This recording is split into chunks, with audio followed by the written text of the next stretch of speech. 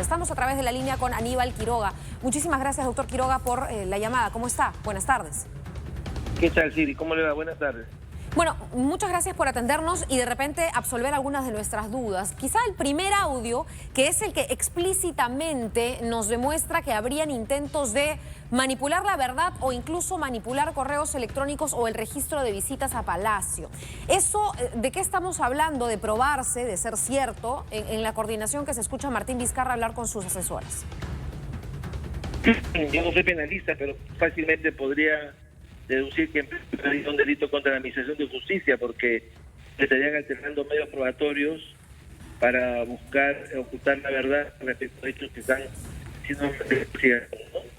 A ver, doctor Quiroga, si pudiera aparte, hablar un poquito más alto o en todo caso acercarse un poco más a su micro, a su dispositivo, a su celular o a su computadora. A ver, lo que usted me dice es que esto sería un delito de...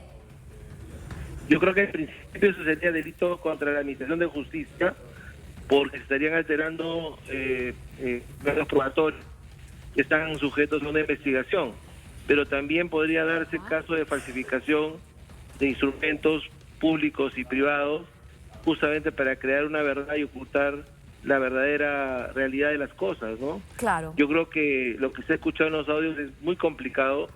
Hay un momento en que la empleada del Palacio prácticamente conmina al presidente a que tome algún tipo de decisión para protegerla y le reitera casi como 10 veces si debe renunciar o no debe renunciar y sacar esto en el peruano, y el presidente se ve contra las cuerdas y le ofrece la defensa y le ofrece hacer todo lo posible por ella.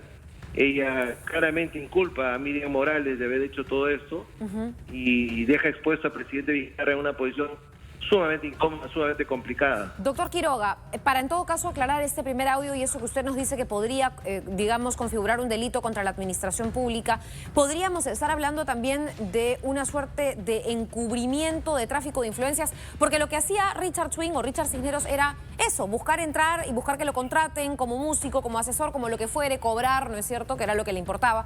Entonces, llegar hasta el propio presidente para gestionar, ¿no estaríamos hablando de un tráfico de influencias y no se querría, en todo caso, ocultar ese tipo de delito? Esta es la primera figura que se está investigando. Okay. Pero como consecuencia de eso hay una alteración probatoria para ocultar la verdad. Ahí vendría el delito contra la Administración Pública, la Administración de Justicia y la falsificación de documentos.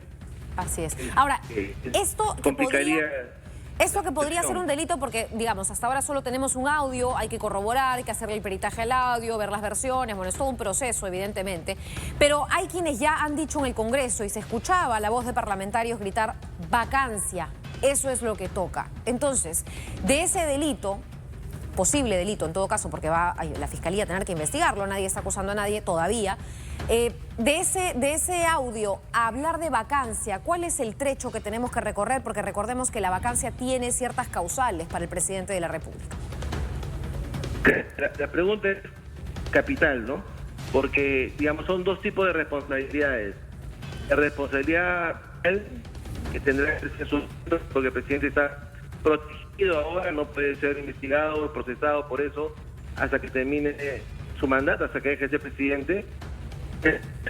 presidente, pero también hay una responsabilidad política, ¿no?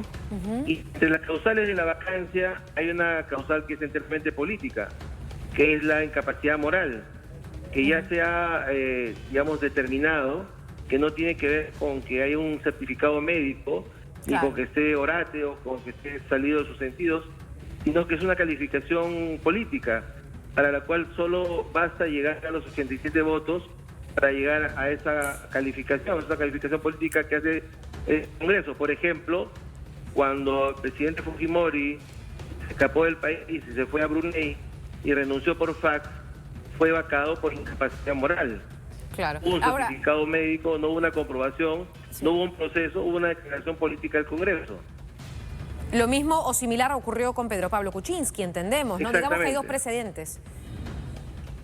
Exactamente, porque, digamos, la incapacidad moral en el Perú como causal solo se han visto en el siglo pasado 2 veces y en el presente siglo 1 vez. No es tampoco un tema que se haya visto con mucha frecuencia, ¿no? El caso de Fujimori es el segundo, el intento, el caso de Kuczynski fue el tercero. Ok, para que la gente lo comprenda mejor, doctor Quiroga, entonces estamos hablando de causales de vacancia en caso, por ejemplo, el presidente fallezca, en caso él renuncie y el Congreso lo acepte, en caso salga de territorio nacional sin permiso del Congreso. Si es que lo destituyen por haber sido sancionado por una infracción específica de la Constitución o permanente incapacidad moral o física declarada por el Congreso. Y como es declarada por el Congreso, ahí lo que usted nos está diciendo al usar la palabra política es que depende de los votos. Así es lo que se llama un impeachment, un juicio político, como el caso que sufrió el presidente Lugo en Paraguay, en donde el Congreso somete eso a la declaración del Congreso, y si se juntan los 87 votos, pues hay la decisión política de declarar incapaz moralmente y va a ser vacado, tal como se intentó con Kuczynski y tal como se hizo con Fujimori. Ahora, tendrá que haber, digamos, un consenso en el Congreso, entre los congresistas, de lo que se ha escuchado ahora o lo que se ha visto ahora, la diferencia entre lo que dijo el presidente y lo que se escucha en los audios es suficiente como para generar la convicción en la mayoría del Congreso de que hay una incapacidad moral. Quiroga, ¿no? Una última pregunta. ¿Cuál es el otro camino? Es decir, si los congresistas no deciden optar por el camino de la vacancia, después de revelados estos audios, ¿se puede iniciar una investigación por la propia fiscal de la Nación? ¿Hasta qué punto? ¿Cuál es el otro camino? El otro camino es dejar el tema marcado, hacer la investigación respecto a las otras personas y el presidente está protegido hasta que termine su mandato. Y tal como ocurrió con Kuczynski y con Humala, al día siguiente que deja de ser presidente, inmediatamente se activan las investigaciones por esto y va a ser procesado por esto. Pero mientras sea presidente, el 117 lo protege y no podría ser procesado por lo que hemos escuchado hoy día, ¿no? Perfecto, perfecto. Muchísimas gracias, doctor Quiroga. Creo que nos queda un poco más claro el panorama. Vamos a ver finalmente cómo están las voces en el Congreso de la República.